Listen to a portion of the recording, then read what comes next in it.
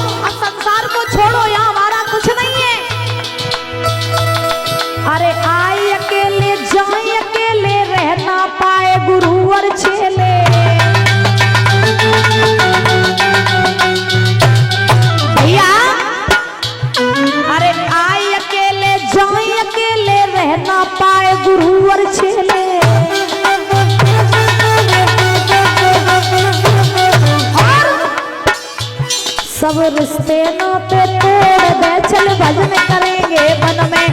सब रिश्ते नाते तोड़ दे चल भजन करेंगे वन में।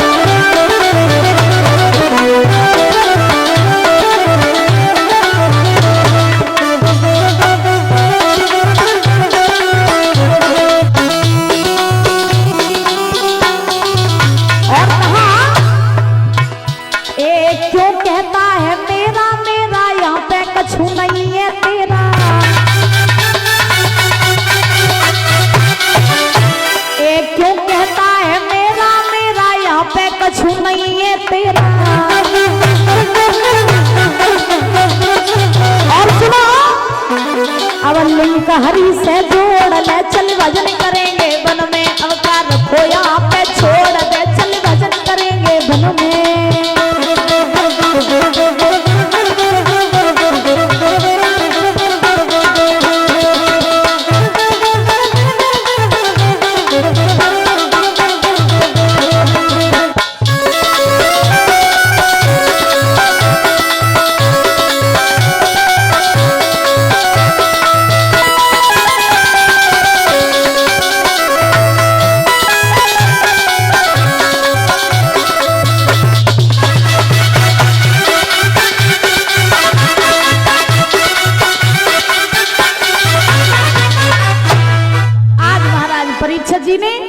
को साथ लिया और बन के लिए प्रस्थान किया। असली मोक्ष क्या है, मुक्ति असली क्या है? असली मोक्ष मुक्ति तो उसे ही कहते हैं कि संसार से मन हट जाना वही मोक्ष है। दुनिया से मन हट जाना और भगवान में लीन हो जाना वही मोक्ष है। आप ये सोचो कि मरने के बाद ही मुक्ति मिले, ऐसा नहीं है साहब। मुक्ति तो इंसान की उसी क्षण हो जाती है जिस क्षण महाराज संसार से ये आत्मा अलग हो जाती है, उस दिन हमारा मोक्ष हो जाता है। परीक्षित जी का मोक्ष तो उसी दिन हो गया था जिस दिन वो घर से निकले थे भगवान के मार्ग के लिए। तो चले परीक्षित जी जंगल में पहुंचे। महाराज जैसे ही जंगल में पहुंचे, श्री गंगा के किनारे सुखदेव जी महाराज बैठे थे, तो सुखदेव जी महाराज के चरणों में गिर पड़े हैं आज परीक्षित लाल और कहा है, महाराज मुझे श्राप लगाया है कि 7वें दिन मुझे तक्षक सर्प डसेगा। डर मुझे इस बात का नहीं है कि मैं मर जाऊंगा। आप मुझे भागवत कथा सुना दीजिए जिससे हमारी मुक्ति हो जाए, मेरे कष्टों का निवारण कीजिए, मेरे पापों को मुक्त कीजिए। महाराज मुझे शुद्ध बनाइए जो कि मैं शांति से परमात्मा के धाम को प्रस्थान कर सकूं। तो उन्हीं सुखदेव जी महाराज ने, व्यास नंदन श्री सुखदेव जी महाराज ने राजा परीक्षित को ये सब साप्ताहिक कथा सुनाई थी उनकी मुक्ति कराने के लिए महाराज। कथा से हमारी आत्मा शुद्ध होती है, और आत्मा अगर शुद्ध हो गई तो महाराज मान लो कि आत्मा परमात्मा से मिल जाती है। जब तक आत्मा शुद्ध नहीं है तब तक कितने भी तीर्थ करना, कितने भी मंदिरों में जाना, कितने भी दान पुण्य करना, परमात्मा नहीं मिलेंगे। और आत्मा अगर शुद्ध हो गई ना तो घर बैठे भगवान आपको मिल जाएंगे। याद रखना, तो परमात्मा आपको मिल जाएंगे। नहीं, सुखदेव जी महाराज ने राजा परीक्षित को कथा सुनाई। परीक्षित जी सुखदेव जी महाराज के पास में गए और क्या कहा कि मुझे कथा सुनाइए। और ये हर किसी मानव को अपने मन में धारण करना चाहिए कि किसी भी संत के पास जाओ तो हमेशा संत से पूछो कि मुझे परमात्मा की प्राप्ति कैसे होगी, मेरा उद्धार कैसे होगा, मेरी मुक्ति कैसे होगी। संतों के पास जाया करो तो यही पूछा करो। लेकिन हमने देखा है कि माताएं संत, अगर कोई संत घर पे आ जाएं या कहीं कोई संत बाहर से आ जाएं तो महाराज माताएं संतों से पूछती हैं, बाबा जी मेरा हाथ देखो ना और मुझे बताओ ना कि वो हमने फैक्ट्री बनवाई है वो चालू कब होगी।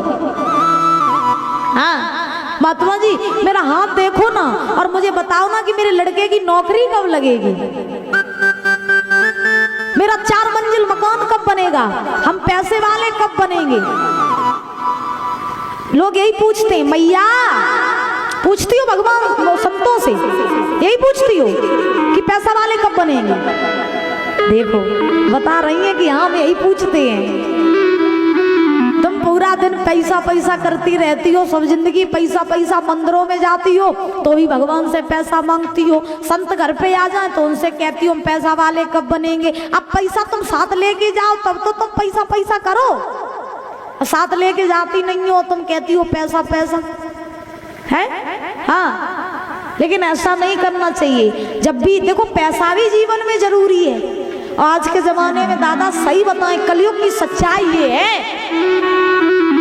कि जब तक जेब में पैसा तो वहीं तक सम्मान हो ये, और जेब में पैसा नहीं है तो महाराज तुम्हारे अपने भी तुम्हारा साथ छोड़ के चले जाएंगे।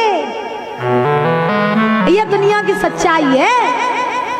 जेब अगर भरी हुई होगी ना तो तुम्हारे अपने तुम्हारा खूब आदर करेंगे, और जेब खाली होगी ना तो तुम्हारे अपने तुम्हें खाने के लिए रोटी भी नहीं देंगे। तो आज के जमाने में जो भी काम चल रहा है वो पैसे से ही चल रहा है।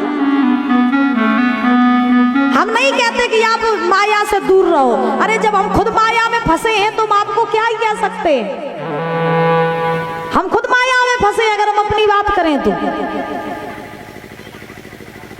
क्योंकि आज के जमाने का खेल ही माया से चालू है। आजकल इंसान खाने के लिए तभी देता है जब जेब में पैसा है। आज के इंसान महाराज सम्मान तभी देता है जब जेब में पैसा है।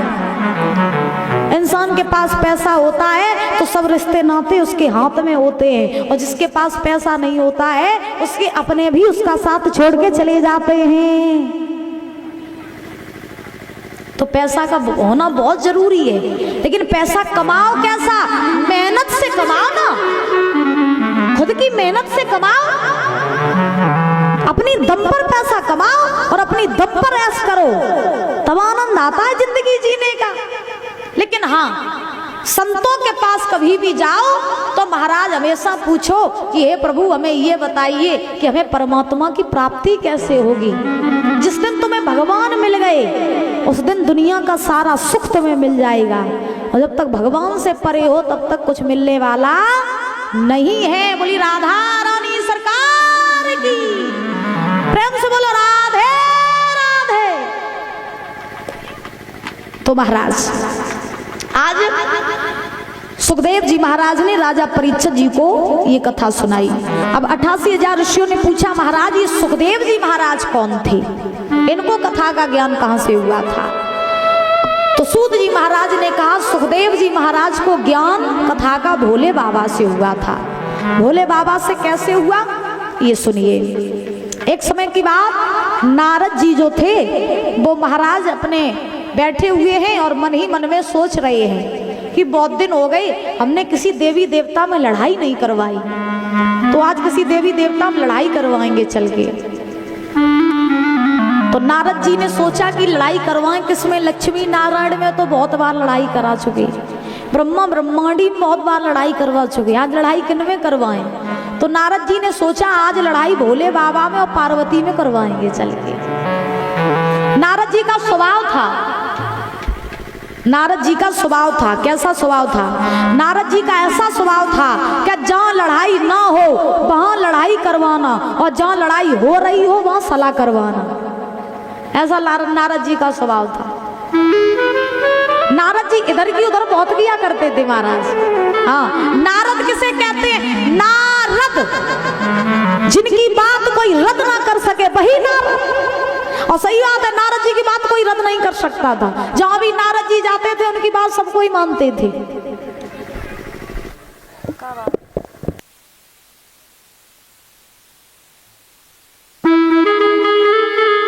बोली गोविंद भगवान की। तो नारद जी चले, मैया क्या बुराई कर रही हो बैठी बैठी? फिर हो गई पंचायत, तो जरा मेरी भी सुन लो, सुन लो, मेरी बातें मत किया करो। अच्छा, माताओं के महाराज 2-3 ही बार मौके लग पाते हैं जो आपस में इकट्ठा हो पाती हैं, या कहीं भागवत हो या कहीं शादियां हो। ये माताएं इकट्ठी जाती हैं तो फिर अपने दुख सुख की कह लेती हैं पड़ोसिन से। हाँ, इनकी लाग लग जाती है। अब बेचारी वैसे घर पे रहे तो अपने काम में ही व्यस्त रहती हैं, इधर उधर जा नहीं पाती हैं, और कथा भागवत में इकट्ठी हो जाती हैं तो अपने दुख सुख की कह लेती हैं कि जो बता बेना तेरी सास ठीक है क्या नहीं है? बोले मेरी सास तो ठीक है। तो बोली मेरी सास मुझसे बहुत लड़ती है। हाँ, तो ऐसी बातें करती हो ना? नहीं करती हो, सास की बुराई नहीं करती हो कभी? लिखड़ी गांव में तो सब महाराज सास बहुएं अपनी सास को प्यार करती हैं, और सासें भी अपनी बहू को बहुत प्यार करती हैं। हाँ, तो नारद जी चले, चलते चलते कैलाश पर्वत पर नारद जी पहुंचे। अब जैसे ही कैलाश पर्वत पर नारद जी पहुंचे तो मैया पार्वती ने नारद जी को आता हुआ देखा, एक आसन लगा दिया, नारद जी को आसन पर बैठा लिया। और जैसे ही नारद जी को आसन पर बैठाया, पार्वती एक लोटा में जल ले आई, नारद जी को जल पिला दिया। अब नारद जी बैठ गए। नारद जी ने चारों तरफ घूम के देखा कहीं भोले बाबा तो नहीं है। हाँ, तो भोले बाबा उस समय कैलाश पर्वत पर थे नहीं। नारद जी ने देखा कि भोले बाबा यहाँ है नहीं, तो पार्वती ने नारद जी से पूछा, कौन नारद, क्या बात है बेटा, आज क्या कैलाश की रास्ता भूल गए? नारद जी बोले नहीं नहीं मैया, रास्ता तो नहीं भूले, लेकिन हम इधर से गुजर रहे थे, सोचा बहुत दिन हो गए कैलाश पर्वत पर गए नहीं, तो आज बस इधर से गुजर रहे थे, सोचा तुम्हारी हाल चाल लेते चले। आज ही बताओ आप अकेली कैसी हो? भोले बाबा कहाँ गए? मैया बोली वो अभी कुछ देर पहले ही काम से निकल गए, तुमने एक देर पहले आ जाते तो वो तुम्हें मिल जाते। तो नारद जी ने मन में सोचा अच्छा हुआ भोले बाबा नहीं है, अब आग लगाने में और आनंद आएगा। भोले बाबा होते तो बात बन नहीं पाती है, भोले बाबा नहीं है तो बात बन जाएगी। तो अब पार्वती ने कहा, बोलो नारद क्या बात है, आज आप क्यों आए? और हमें पूरा भरोसा है कि तुम्हारा जब काम होता है तभी तुम याद करते हो किसी को, बिना काम के तुम किसी के यहाँ नहीं जाते हो। आज तुम कुछ ना कुछ बात बनाने आए हो, हमें बताओ क्या बात है? नारद जी बोले नहीं नहीं भैया, हम कोई बात नहीं लेके आए, हम तो बस तुम्हारे हालचाल लेने आए। अब नारद जी अपने मन की बात कहें कैसे? पार्वती बोले नहीं नहीं, आप मुझे बताओ बात क्या है। तो नारद जी ने कहा मैया बात कुछ खास नहीं है, बस मेरे मन में एक प्रश्न था। तो पार्वती बोली कैसा प्रश्न? नारद जी बोले कोई खास प्रश्न नहीं है, बस हम भोले बाबा से मुझे काम था। नारद जी को बात घुमा रही। नारद जी ने कहा मुझे काम भोले बाबा से था, तुमसे तो नहीं था मैया।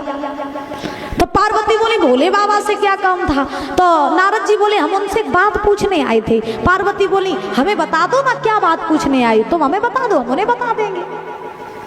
नारद जी ने कहा मैया वो बात सिर्फ भोले ही बाबा से पूछ सकते हैं और उस बात का जो उत्तर है वो भोले ही बाबा हमें दे सकते हैं।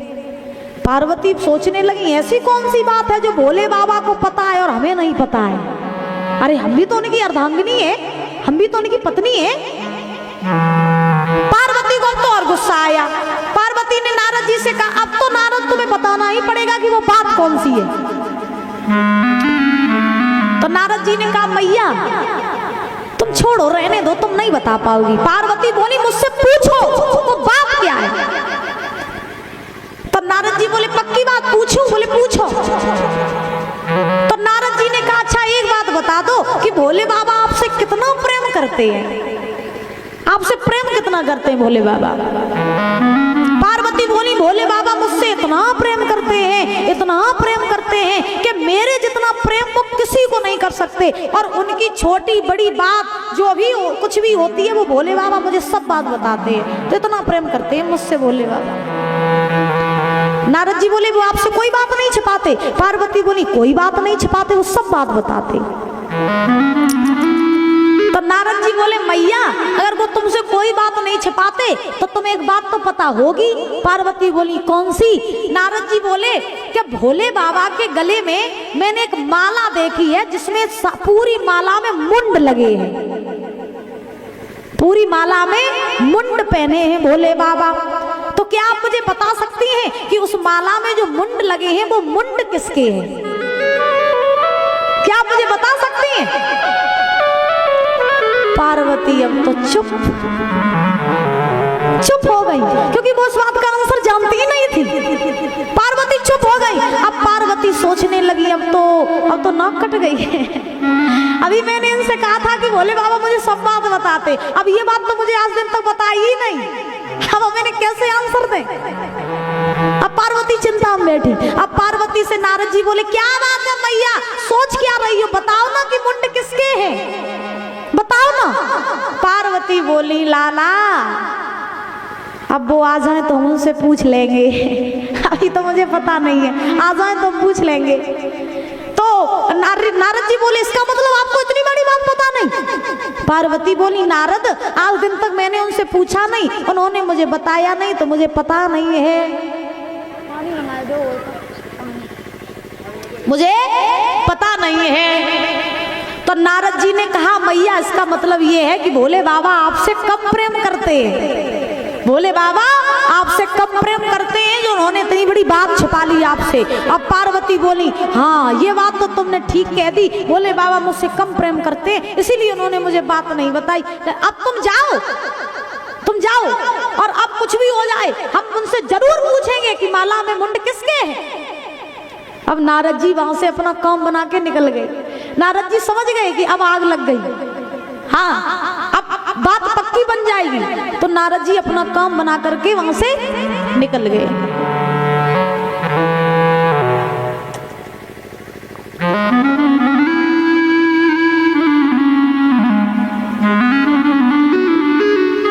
बोली राधा रानी सरकार की, एक बार जोर से बोलो राधे राधे। अभी आवाज नहीं आई मेरे कानों तक, जोर से बोलो। क्या बात है। अब नारद जी अपनी बात बना करके वहां से निकल गई। अच्छा एक माताओं में खासियत होती है क्या, हमने देखा है कि एक बार भाइयों को अगर कोई इनके कोई कान भरे भाइयों के, तो ये लोग उस बात पर इतना गौर नहीं करते हैं, छोड़ देते हैं उस बात को, ये किसी की बात पर ध्यान नहीं देते। और माताओं के अगर कोई कान भर जाए,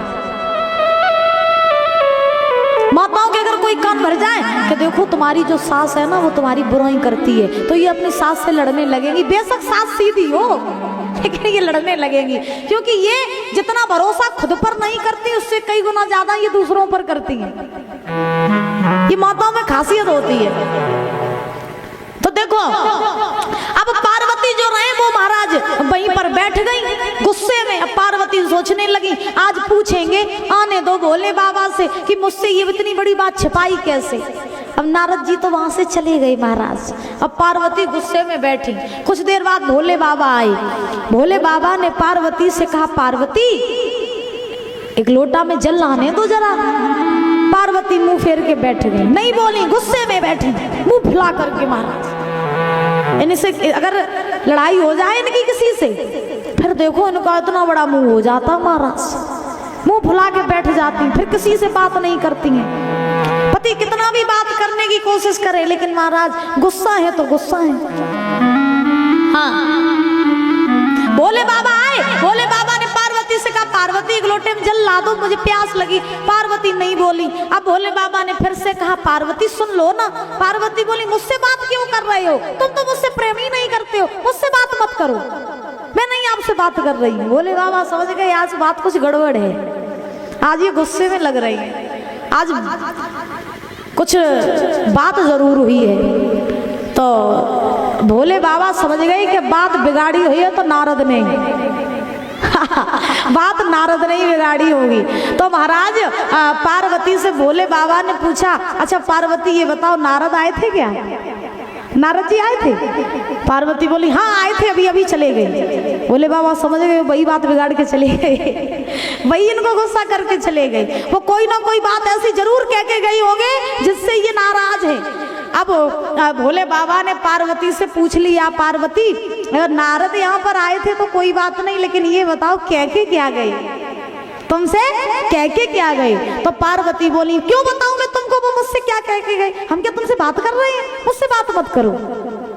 अब भोले बाबा ने कहा, नहीं नहीं बताओ ना क्या कह के गए तुमसे नारद। तो महाराज पार्वती ने कहा, बाबा हम आपसे ये कहना चाहते हैं कि आप मुझसे प्रेम नहीं करते हो। तो भोले बाबा बोले, ऐसी क्या बात हो गई जो हम तुमसे प्रेम नहीं करते, हम तो तुमसे कितना प्रेम करते हैं। तो पार्वती ने कहा, अगर तुम प्रेम ही करते होते तो तुम मुझे बता देते कि तुम्हारे गले में जो मुंडों की माला है वो किसकी है। सुनो कि सुनियो पति प्राण प्यारे और पूछे तुम्हारी तुमसे नारी रे। सुनियो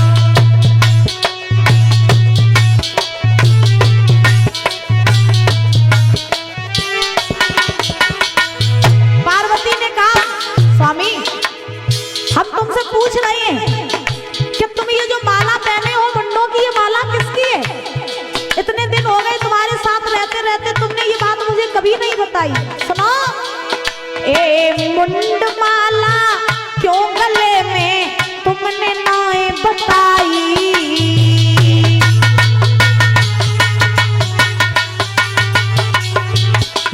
ए तीजो भेद बताए नाथ मोए, तीजो भेद बताए नाथ मोए, पूछे नारद तुम्हारी मेरी नैया के सहारे, पूछे तुम्हारी तुमसे नारी रे।